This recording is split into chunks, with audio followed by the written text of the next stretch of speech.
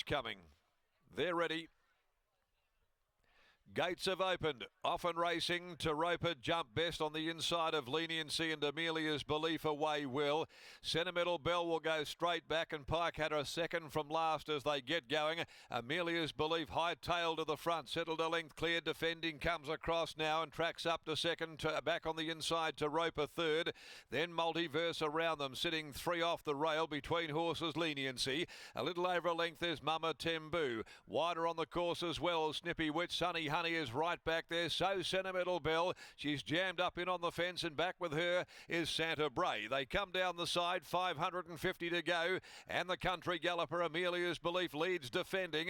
Down on the inside. Sweating on a clear run TOROPA. Nowhere to go at the moment though. Multiverse, the 11-year-old, goes up there. And so does Snippy Witch with Leniency back in the middle. Mama Tembu, Sunny Honey. And Pike's trying to weave his way back around heels with Sentimental Bell. TOROPA finding space near the fence with 200 to go. Defending got to the lead. TOROPA joined it. TOROPA burst up on the inside. Sunny Honey down the outside. Sentimental Bell. It's TOROPA hugging the rail and TOROPA wins at 5 in a line. TOROPA beats Sentimental Bell. Brilliant ride by Brad. Third home Sunny Honey. Then came Multiverse. Mama Tembu defending. Leniency behind them. Snippy Witch weakening. Santa Bray next home and Amelia's Belief compounding to finish back there last as they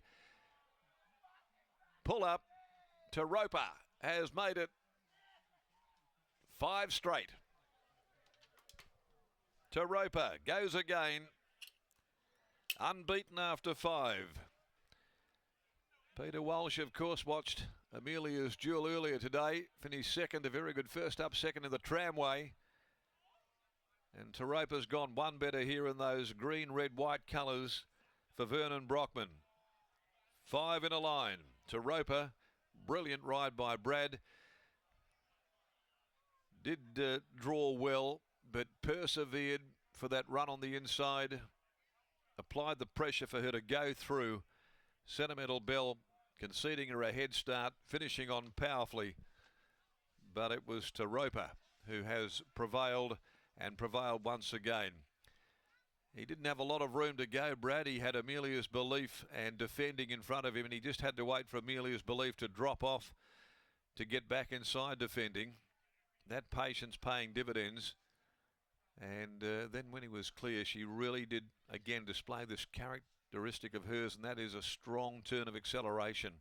8-2, 3 third, Sunny Honey 4th, 1 defending. The interim numbers are 8-2, 3 and 1. TOROPA by Toronado out of Europa Point.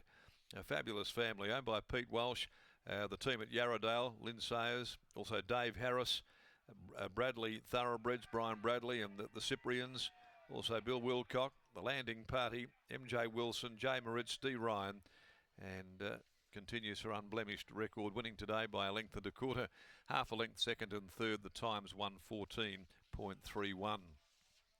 A nice mare who faced her acid test this afternoon. That was her biggest assignment against better quality opposition than what she'd been meeting and beating, but she's done it and she's done it well, and it took a pretty crafty ride at the end, a patient ride by Brad to bide his time and then get that split where there wasn't a lot of room. Race 8, the Swan Draft Farnley Stakes over 1400 at 425. Number 3 is out. Minsk Moment.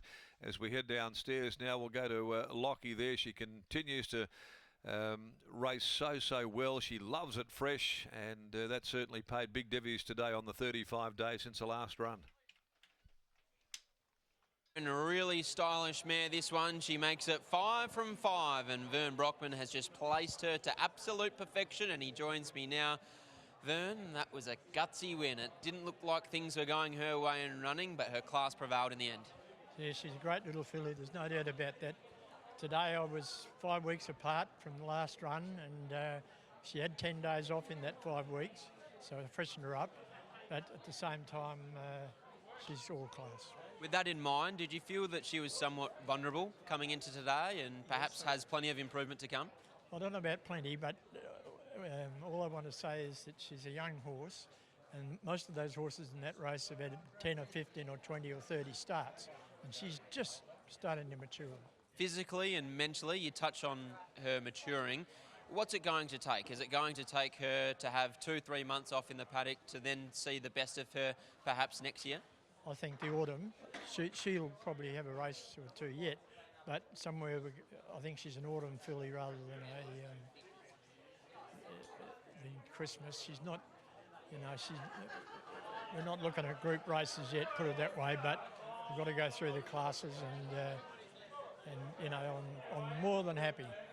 Well, you've been placing her to absolute perfection thus far. She's 5 from 5. She's flying, as are you. Congratulations on the win. Good on you, thank you. There's Vern Brockman after the win of TOROPA, and here's Bradley Parnham catching up with Scotty once again. Who's now 5 from 5 in her life and 4 from 4 this time in. She's had a couple of little freshen ups, the 28 days after the virus, 35 days today, Bradley, but she just keeps showing up and she keeps getting the job done. Yeah, that's right. I think today her win was probably better than her last effort.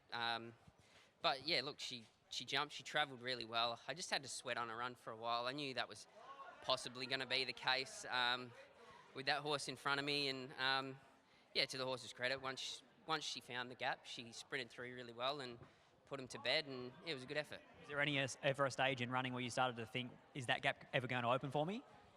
Well, I mean, yeah, you do wonder it sometimes, but I mean, like, probably not, fortunately, but I just didn't have another option anyway, so I just had to wait, and yeah, fortunately enough, there was enough of a gap, so I put her through, and it was a good experience for her too to learn to race like that. Obviously, she's only been here to Belmont Park throughout her life. What sort of mare do you think she'll be like at Ascot?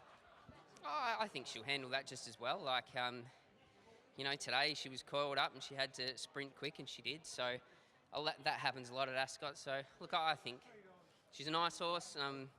If Fern can look after her, I think there'll be a lot more wins for her. Speaking of nice horses, Magnificent Andy in the Farnley. What's a pass mark for him? Oh, look, I just want to see him running a good race, hitting the line well. Obviously, we'd love to win, but if the weight gets him and the others are too sharp for him, look, as long as he just runs a nice race and doesn't finish too far from him, I think we'll be happy enough. Last question, did you bring the sewing kit today or didn't need it? No, I didn't need it. Still, the buttons I put on are still here, but I mean, after 5 wins, you think we'd be upgrading the colours, wouldn't you? You'd think so. They look like they could be an antique in time, but well done, Bradley. Yeah, thank you. There's Bradley Farnham. Fingers crossed Amelia Park can send Vern and Bradley some new colours, because this mare is absolutely flying.